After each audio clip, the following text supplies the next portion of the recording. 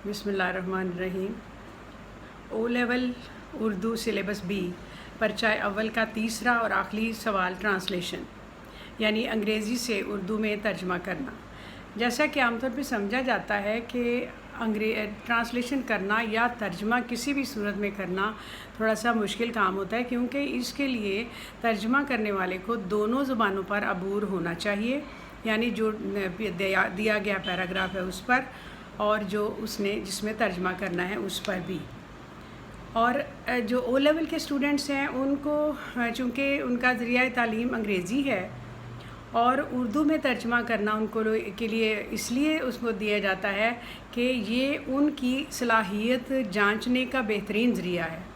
अंग्रेज़ी से उर्दू में तर्जमा करने के लिए कुछ बातें हैं जो आपने अपने जहन में रखनी हैं।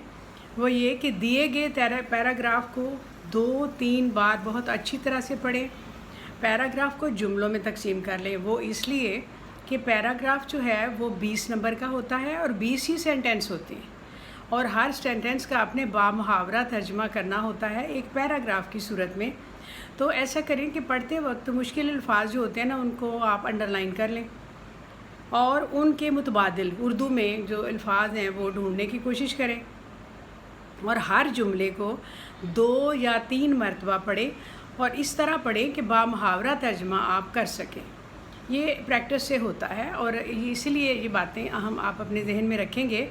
तो ये एक और ज़रूरी बात है कि तर्जमा करते हुए आपने टेंस का बड़ा ख्याल रखना है कि ये पास्ट है, प्रेजेंट है या ये फ्यूचर है, यानी माजी, हाल या मुस्तकबिल।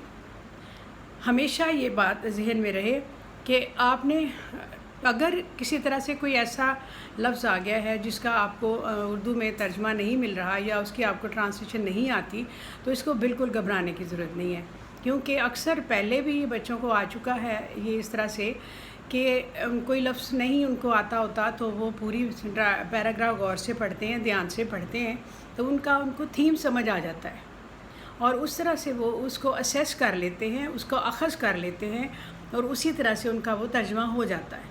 और ये हकीकत है कि हू बहू लफ्ज़ ब लफ्ज़ उस तरह से तर्जमा करना किसी के लिए भी आसान नहीं होता, इसलिए घबराने की ज़रूरत कोई नहीं होती। मुहावरात का कभी दूसरी ज़ुबान में आप तर्जमा नहीं कर सकते, वो वैसे ही रहने होते हैं। और तर्जमा करने से पहले इबारत को एक आर्जी सा खाका तैयार कर लें और फिर उसके जो हर जुमले को ये देख कर के आपने 20 जुमलों में तर्जमा कर दिया है, तो तब आप उसको एक पैराग्राफ की सूरत में करें और ये आपका 20 मार्क्स का जो क्वेश्चन है वो इंशाल्लाह बहुत अच्छा हो जाएगा और आप इसमें अच्छे मार्क्स ले लेंगे। ये बातें आप अपने जहन में रखनी है। शुक्रिया।